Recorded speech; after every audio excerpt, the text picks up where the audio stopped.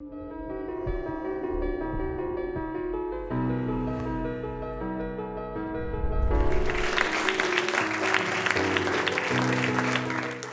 à tous.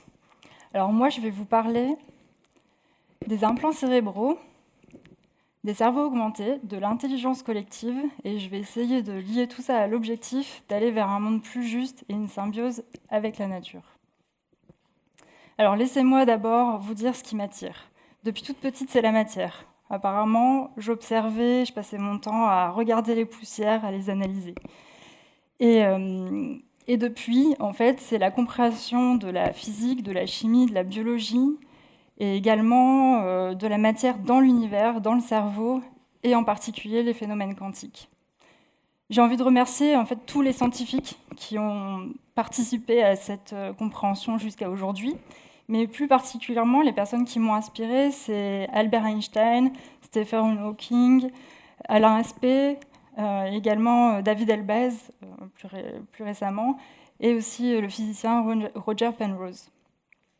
Et à ce stade, je trouve important de vous faire remarquer ce que moi j'ai noté, c'est que l'observation de la nature, la bio-inspiration et aussi la sérendipité, donc le fait de trouver par hasard, sont à l'origine de beaucoup de technologies qu'on a autour de nous aujourd'hui. Et donc la nature, elle n'est pas que notre mère, elle nous inspire. Alors voilà, ce qui m'a aussi attirée depuis toujours, c'est la justice et les comportements humains. Et notamment, Einstein avait envoyé une lettre à Freud pour comprendre pourquoi la guerre, pourquoi on n'arrive pas à solutionner ce problème. Et je pense qu'on est à un point critique de l'histoire. Et mon point de vue, c'est que l'homme évolue surtout par la pensée.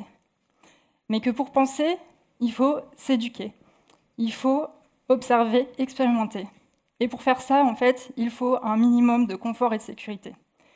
Donc, est-ce que pour évoluer vers la paix, on n'a pas un devoir et un travail tous d'assurer à tous les humains, en fait, ce minimum de confort et de sécurité? Alors, essayons d'évoluer par la pensée, observons, admirez ce cerveau. Vous noterez que les nerfs qui s'y rattachent, il y a une nette et belle similarité avec les branches d'un arbre. On pourrait aussi dire que le cerveau de l'arbre se trouve au niveau des racines, parce qu'on sait que c'est là qu'il y a de l'activité électrique. Donc il y a une similarité, mis à part qu'on respire de façon inversée. Et à l'époque, il y avait une belle symbiose avec cette nature. Et aujourd'hui, la question, c'est est-ce qu'on est encore toujours en symbiose avec cette nature? Alors, on reviendra aux notions de paix et aux notions de symbiose. Maintenant, je vais vous parler de ma recherche des implants cérébraux. Donc, depuis un moment, on a déjà de l'utilisation des implants cérébraux en clinique, donc sur plusieurs patients dans le monde, notamment pour l'épilepsie. Donc, on peut mettre des électrodes en profondeur dans le cerveau pour aller regarder l'activité et l'épileptique. On peut aussi stimuler en profondeur dans les zones du cerveau pour traiter des patients atteints de la maladie de Parkinson, et ça, c'est grâce à des découvertes qui ont été faites au XXe siècle. Mais sur un moins grand nombre de patients, donc parce qu'on reste au stade de l'essai clinique, au stade de la recherche, on a aussi des implants comme l'implant qui est utilisé pour la vision, pour améliorer la vision, pour en fait stimuler les neurones au niveau du fond de l'œil. Et également, un autre exemple, c'est des personnes qui sont handicapées, donc pour qui la connexion entre leur cerveau, l'ordre qu'elle donne au niveau du cerveau et la possibilité de bouger leurs jambes et leurs bras est coupée parce qu'il n'y a plus de connexion. Et bien pour ces personnes-là, on peut donc les implanter et elles peuvent apprendre à contrôler un bras robot et une main robot. Donc elles apprennent à contrôler ce bras robot et tout comme nous, on apprendrait à jouer du piano, et au bout d'un moment, en fait, ça fonctionne. En fait, on a aussi un algorithme derrière qui apprend à mieux interpréter les signaux de cette personne. Et ça fonctionne, mais vous remarquerez que pour réaliser ça, on a fait une chirurgie invasive chez cette personne. On a donc ouvert le volet du crâne, on a implanté au niveau du cortex des pointes de silicium sur 2 mm de profondeur. Alors, il y a d'autres techniques qui sont moins invasives, et ça va dépendre de la nature du handicap. On peut mettre des électrodes juste au niveau du cuir chevelu, ce qui permet de contrôler un exosquelette, et donc de permettre de rééduquer la personne et de lui redonner une mobilité. Pour d'autres patients, on peut envisager de stimuler au niveau de la moelle épinière pour permettre à ces patients également de petit à petit remarcher. Et donc, ces stratégies elles vont dépendre en fait, de la nature du handicap. Mais surtout, ce qu'il faut retenir, c'est qu'entre le temps où on passe de l'essai clinique jusqu'au temps où on arrive au stade du traitement et où on peut traiter un plus grand nombre de personnes, il y a vraiment un temps très long en recherche. Et notamment, une recherche assez amont qui me plaît bien, moi, c'est celle-ci, c'est le fait qu'on peut utiliser donc l'enregistrement de l'activité électrique de la personne, et au lieu que cette personne contrôle un bras robot, elle va venir, en fait, l'information, on va venir l'utiliser pour restimuler le vrai bras de la personne. Alors le problème, c'est qu'effectivement, au bout d'un moment, ça ne fonctionne plus. C'est pour ça qu'en fait, on reste au stade de l'essai clinique. C'est qu'au bout d'un moment, en fait, les pointes de silicium, elles sont encapsulées par des cellules gliales et ça crée une cicatrice. Et donc, on perd les signaux et ça ne fonctionne plus. Et donc moi, justement, mon travail en recherche, ça consiste à faire l'implant génération 2, à faire un implant avec des électrodes et des fils plus souples pour moins abîmer les tissus souples et mous du cerveau et pour diminuer cette cicatrice gliale. Et notamment dans mes travaux, ce que j'avais montré aussi, c'est que les formes nanostructurées, en comparaison à des surfaces planes, elles permettent de mieux adhérer, de faire mieux adhérer les neurones, d'orienter également les axones des neurones, et elles influencent le comportement des cellules gliales qui sont justement responsables de la cicatrice gliale. Donc c'est très intéressant. Et aussi au niveau des électrodes, si on apporte des nanostructures, on augmente la sensibilité de détection de l'activité électrique des neurones, et donc on a accès à des signaux, et également on peut stimuler avec une meilleure efficacité. Alors, il y a plusieurs types d'implants en recherche au niveau préclinique ou au niveau des essais cliniques, donc différentes formes, et on peut aussi améliorer ces implants en jouant sur plusieurs aspects, en mettant plusieurs électrodes, en jouant sur les matériaux, sur l'efficacité en stimulation, en améliorant les algorithmes de l'intelligence artificielle pour mieux analyser les données. Et également, on peut avoir des recherches qui sont plutôt ciblées autour de certaines maladies neurales. Entre autres, dans mon laboratoire, là, on débute tout juste un projet où on va aller enregistrer les signaux électriques pour mieux comprendre en fait, ces signaux de tumeurs qui sont les tumeurs, le glioblastome, c'est une tumeur très, très agressive. Et on a une étude récente qui montre que lorsque la tumeur elle pousse, il y a une activité électrique qui est associée à cette repousse de la tumeur aussi. Alors mine de rien, je vous ai parlé de quelqu'un qui peut contrôler un bras robot rien qu'en donnant un ordre avec son cerveau. Alors ça peut faire fantasmer, ça peut faire rêver. On peut penser à la scène dans Star Wars avec Luke Skywalker qui fait décoller le vaisseau spatial par la force mentale, mais ça peut aussi faire peur. Et depuis que j'ai commencé à travailler avec les interfaces cerveau-ordinateur, j'ai coécrit un chapitre avec un philosophe, et là se pose la question du transhumanisme. Qu'est-ce qu'on fait? Est-ce qu'on va juste réparer les humains? Est-ce qu'on va les augmenter? Et je me suis retrouvée à la fête de la science devant des collégiens, et je leur disais que pour moi, je ne crois pas en un super-humain, et que pour moi, l'intelligence qu'on peut augmenter, par contre largement, on a une large marge de manœuvre, c'est l'intelligence collective. En effet, pour ça, pas besoin d'un plan, et on n'a pas encore une pensée assez systémique ensemble. On pourrait apprendre plus des erreurs des uns des autres et mieux interagir ensemble. Alors, j'ai peut-être sauté une étape, donc je vous emmène maintenant de la technologie à un monde plus juste pour mieux expliquer ce que je veux dire.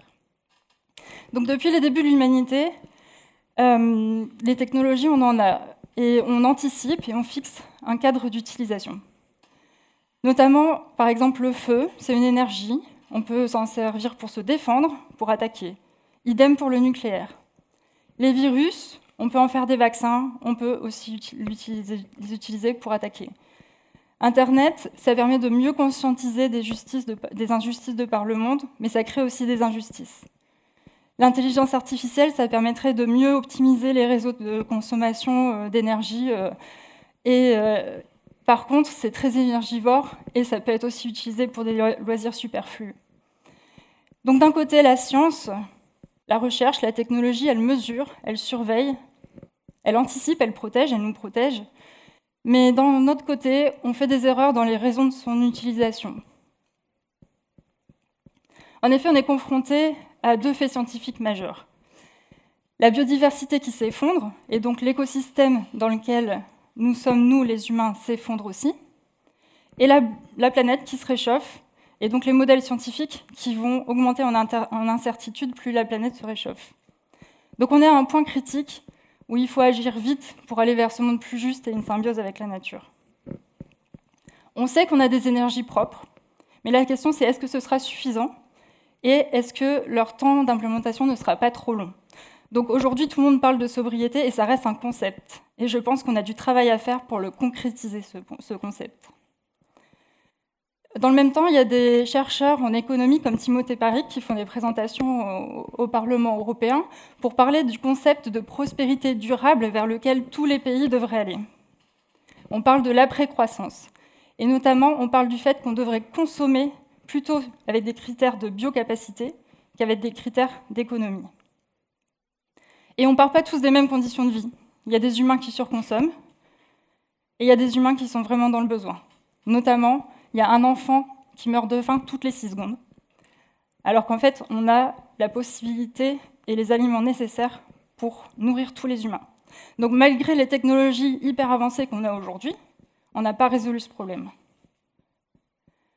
Donc pour moi, le modèle socio-économique aujourd'hui, il n'est pas encore juste. La paix n'est pas encore installée.